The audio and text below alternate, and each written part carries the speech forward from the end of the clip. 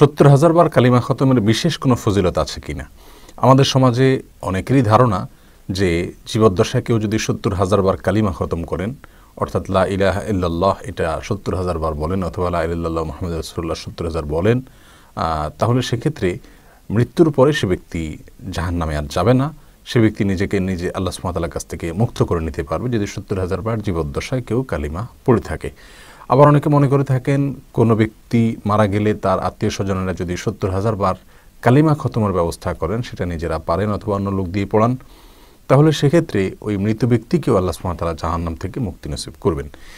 এ প্রসঙ্গে কোরআন এবং সুন্নাহকে ঘেঁটে আমরা কোথাও এ ধরনের কোনো হাদিস পাই না যে হাদিসে ৭০,০০০ বার কালিমা পড়ার বিশেষ কোনো ফজিলতের কথা বর্ণিত আছে।